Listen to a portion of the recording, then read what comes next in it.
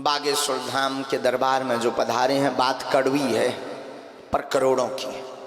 इसे गांठ बांध लें।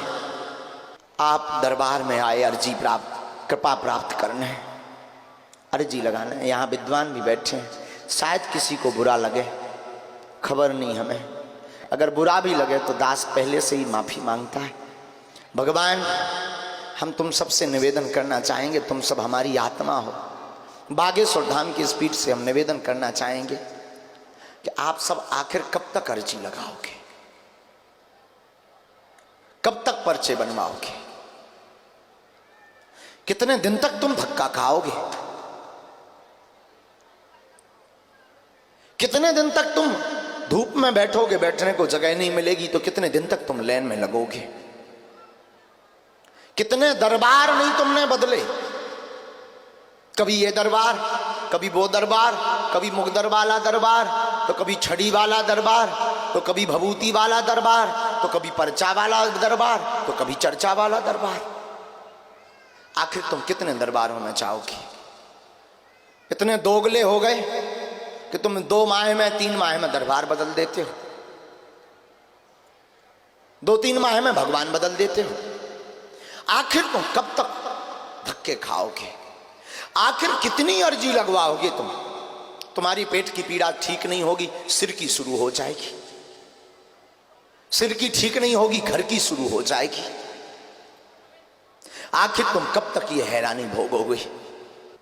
क्या कभी आपने सोचा कि केवल पर्चा बनवा लिया तो अब पूरे जीवन की समस्या विराम हो गई? नहीं, ये बात कड़वी जरूर है। शायद किसी गुरु को इस बात से मिर्चा लगे। मैं निवेदन करना चाहूंगा, तुम माध्यम में पढ़ना बंद कर दो, तुम दरबारों में भटकना बंद कर दो।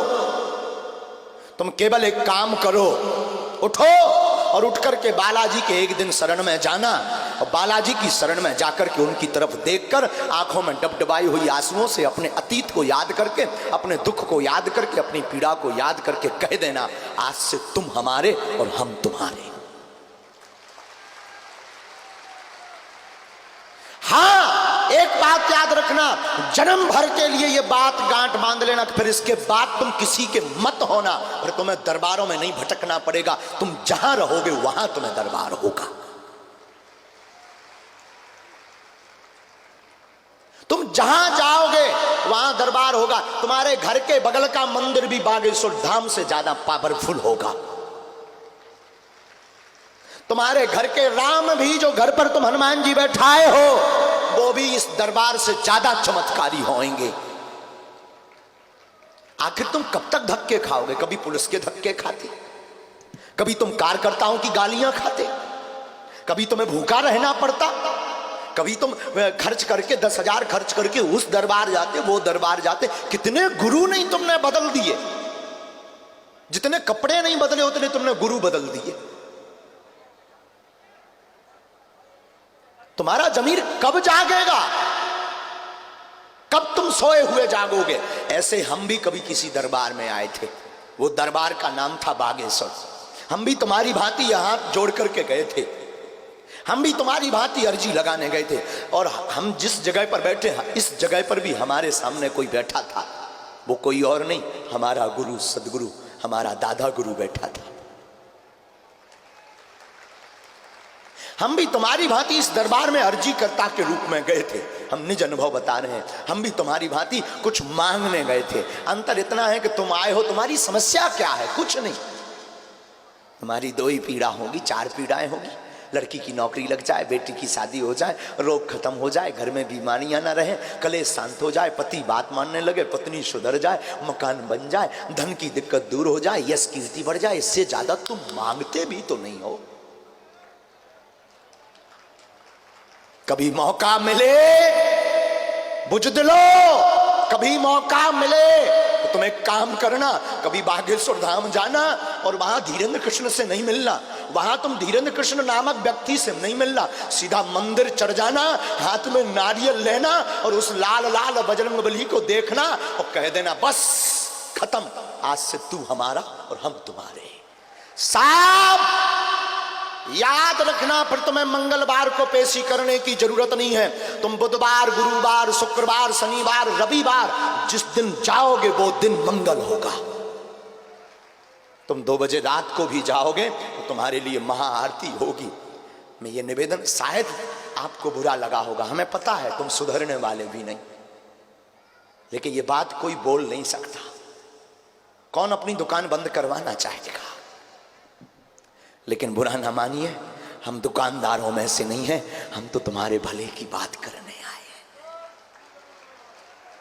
हमें भीड़ से मतलब नहीं है, हमें ना ये मतलब है कि हमारा दरबार सर्वश्रेष्ठ हो। मेरे बालाजी का दरबार सर्वश्रेष्ठ था, है, और किसी के बाप में औकात नहीं कि इसे 2 नंबर पे कर दे।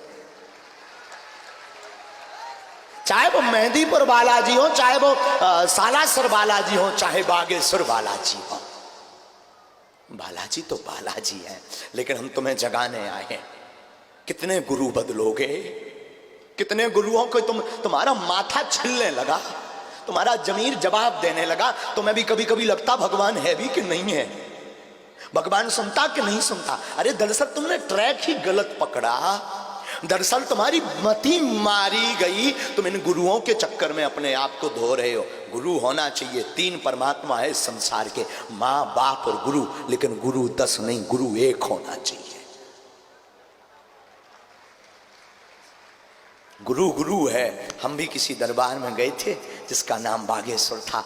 हमारे सामने भी एक गुरु बैठा था जिसका नाम दादा गुरु है, और वो गद्दी पर बैठा था। हम भी तुम्हारी भांति रोते हुए गए थे, लेकिन धन्य है गुरु। गुरु ने क्या किया? हमारे हाथ पकड़ा और बालाजी के चरणों में रख दिया। बोले जा, इससे मांग ले, तुझे मुझसे मांगने की जरूरत नहीं पड़ेगी। और फिर क्या हो गया चमत्कार? गए थे अर्जी लगाने और लगाने लगे सबकी अर्जियां।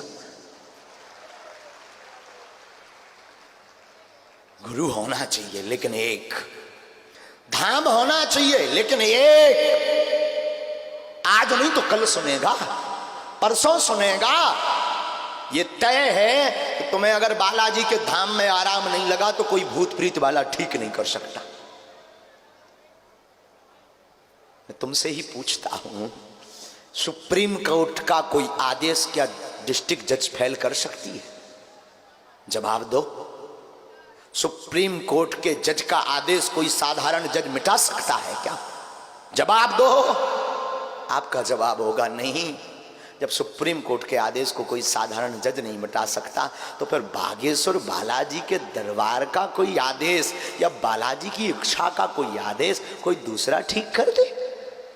इसलिए हमें पता तुम बुजदिल हो, हमें पता है तुम दोगले भी हो। 4 दिन बाद फिर नया गुरु बदल लोगे। आजकल गुरुओं की भी भरमार। हम गुरुओं के विरोधी नहीं हैं, गुरुओं के पक्षधर हैं, लेकिन हम तुम्हारे विरोधी हैं क्योंकि हम तुम्हें अपने से नहीं जोड़ना चाहते, हम तुम्हें बालाजी से जोड़ना चाहते हैं।